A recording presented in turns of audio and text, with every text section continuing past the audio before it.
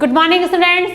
आज हम लोग स्टैंडर्ड 11th में विषय हमारा अर्थशास्त्र चैप्टर नंबर 4 पूर्ति, जिसे हम सप्लाई कहते हैं, उसमें हम हमारा आगे का पॉइंट पढ़ेंगे आज कि पूर्ति को समझने के लिए ऐसे कौन से मुद्दे हैं जिन्हें हमें समझना बहुत ही जरूरी होता है। कि जैसे कि सामान्य भाषा हम जानते हैं पूर्ति और जत्था, लोगों को सब समान समझते हैं, इन दोनों को पूर्ति और जत्था दोनों सेम है, समानार्थी एक दूसरे के, ऐसा लोग कहते हैं, लेकिन समानार्थी नहीं है। पूर्ति एक अलग चीज है और जत्था एक अलग चीज है। पूर्ति क्या होता है, हमेशा पूर्ति जत्थे में से कम होता है। आपको एग्जाम में पूछ सकते हैं कि पूर्ति और जत्थे के बीच अंतर समझाओ, तो पूर्ति क्या होता है, हमेशा जत्थे से कम होता है। क्यों? क्योंकि जो जत्थे का टोटल प्रमाण होता है, जत्थे के टोटल प्रमाण में से ही क्या करते हैं, पूर्ति का प्रमाण बेचने के लिए निकालते हैं। तो पूर्ति हमेशा जत्थे से कम होता है, या हम ऐसा कह सकते हैं कि जत्था हमेशा पूर्ति से ज्यादा हो सकता है। हम दोनों कंसेप्ट में इसको समझेंगे कि जत्था जो है, जत्था पूर्ति से ज्यादा होगा, जत्था क्या होगा, पूर्ति से ज्यादा होगा।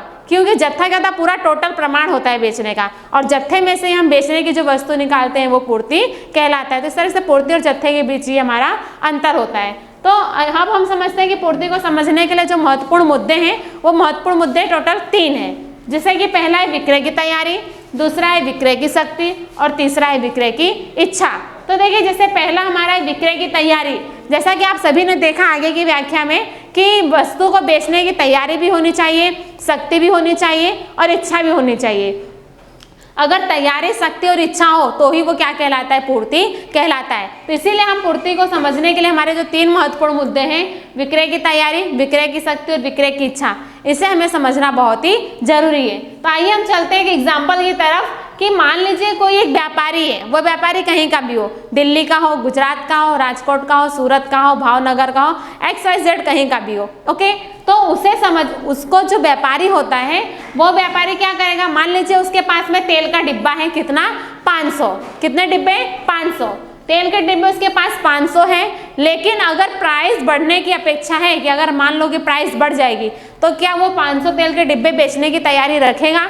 नहीं। जैसा कि हमने देखा था, समझा था कि जो वस्तु की प्राइस होती है वो जब बढ़ने लगती है तो लोग क्या करते हैं, पूर्ति का प्रमाण बढ़ा देते हैं। अब जब यहाँ पर प्राइस क्या हो रही है, बढ़ेगी, तो क्या है, ये पूर्ति का प्रमाण 500 है, वो बेचने के लिए नहीं निकालेगा। उसकी अपेक्षा कैसी है कि अगर प्राइस बढ़ जाएगी तो क्या करेगा, बाद में पूर्ति का प्रमाण जो है वो निकालेगा और पूर्ति को बेचने के लिए इच्छा, शक्ति और तैयारी रखेगा। तो अगर तेल के डिब्बे उसके पास 500 है और प्राइस अगर बढ़ेगी, तो क्या करेगा, एक भी डिब्बा बेचने को तैयार ना हो तो वो पूर्ति क्या कहलाएगी, उसकी शून्य कहलाएगी। क्यों? भले उसके पास 500 डिब्बे, लेकिन उसकी बेचने की तैयारी क्या है, एकदम 0। वो एक भी डिब्बा बेचने के लिए तैयार नहीं है, तो वो क्या कहलाएगी, उसकी विक्रय की तैयारी 0 कहलाएगी। लेकिन अगर यहीं पर जो व्यापारी है उसके पास 500 तेल के डिब्बे हैं, तो वो 500 तेल के डिब्बे में से अगर 200 तेल का डिब्बा या 300 तेल का डिब्बा या 400 तेल का डिब्बा बेचने की तैयारी दर्शा रहा है, तो वो क्या कहलाएगा, जितना डब्बा बेचने की तैयारी दर्शा रहा है, मान लीजिए कि वो 300 तेल के डिब्बे बेचने की तैयारी दर्शा रहा है, तो ये क्या कहलाएगा, पूर्ति कहलाएगी। क्या कहलाएगा, पूर्ति। लेकिन जैसे कि मान लीजिए इसके पास 500 डिब्बे हैं और वो 500 के 500 डिब्बे बेचने की तैयारी दर्शा रहा है, तो वो क्या कहलाएगा, उसकी पूर्ति का प्रमाण 500 डिब्बा कहलाएगा। अगर मान लीजिए कि जैसे उसने 500 में से 300 डिब्बे ही बेचने की तैयारी दर्शाई है, तो 300 पूर्ति कहलाएगा और जत्था कितना कहलाएगा, 500। जैसा कि मैंने आपको पहले ही बताया कि पूर्ति और जत्थे के बीच अंतर होता है। मैंने बताया आपको जत्था अधिक होता है और पूर्ति कम होता है। जत्थे में से ही पूर्ति का प्रमाण बेचने के लिए निकालते हैं, तो हमारा जत्था 500 हो जाएगा, पूर्ति 300 हो जाएगा। क्यों पूर्ति 300 होगा? क्योंकि ये 300 तेल के डिब्बे को वो बेचने की तैयारी दर्शा रहा है, तो 300 पूर्ति और 500 जत्था। तो ये हो गई हमारी विक्रय की तैयारी। सेकंड है विक्रय की शक्ति। अब जैसे मान लीजिए यहाँ पर एक एग्जाम्पल दिया है, वही व्यापारी, जिस व्यापारी को हम समझ रहे हैं कि चाहे वो सूरत का हो, राजकोट का हो, भावनगर का हो, कोई भी व्यापारी हो, उसके पास तेल का डिब्बा 500 है। जैसे कि हमने पहले एग्जाम्पल में देखा था कि उसके पास अगर तेल का डिब्बा 500 है, लेकिन वही व्यापारी अगर 500 की जगह 1000 डिब्बे बेचने की तैयारी दर्शा रहा हो, तो क्या उसकी पूर्ति 1000 होगी?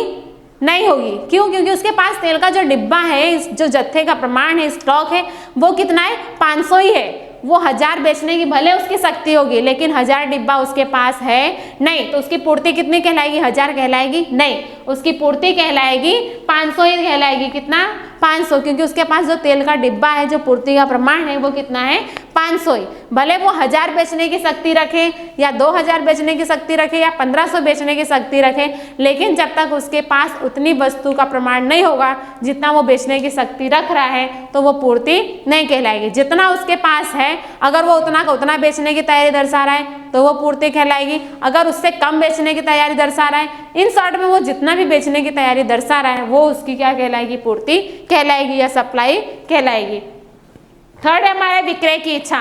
जैसा कि हमने ऊपर देखा विक्रय की तैयारी और विक्रय की शक्ति, तो वैसे ही जो व्यापारी होता है उस व्यापारी को वस्तु को बेचने की तैयारी भी होनी चाहिए, शक्ति भी होनी चाहिए, उसके साथ साथ में इच्छा भी होनी चाहिए। मान लीजिए कि कोई व्यापारी है जिसको वस्तु को बेचने की तैयारी भी है, शक्ति भी है, लेकिन वो उसको बेचना ही ना चाहता हो, तो क्या वो पूर्ति कहलाएगा? नहीं कहलाएगा। क्यों नहीं कहलाएगा? क्योंकि वो क्या कर रहा है, उस वस्तु को बेचने की उसकी इच्छा ही नहीं है। क्या है? इच्छा नहीं है। तो जब वो बेचेगा ही नहीं तो मान लो कि उसकी पूर्ति कैसी है? शून्य है। क्या है? शून्य। जहां पर वो वस्तु को बेचने की तैयारी और शक्ति रखेगा और उसके साथ साथ इच्छा भी अगर उसने व्यक्त कर दी कि हाँ मुझे ये सारी वस्तु को बेचना है, या जितने प्रमाण में वस्तु को बेचने की उसकी इच्छा हो जाएगी तैयारी और शक्ति के साथ, तो वो क्या कहलाएगा? पूर्ति कहलाएगा। तो विद्यार्थी मित्रों, आज हमने क्या समझा कि पूर्ति को समझने के लिए जो महत्वपूर्ण मुद्दे थे 3, विक्रय की तैयारी, विक्रय की शक्ति और विक्रय की इच्छा, इन तीनों मुद्दों को हमने उदाहरण के द्वारा समझा। इसी तरह से आप अन्य उदाहरण को भी इसके अनुसार समझ सकते हैं। धन्यवाद।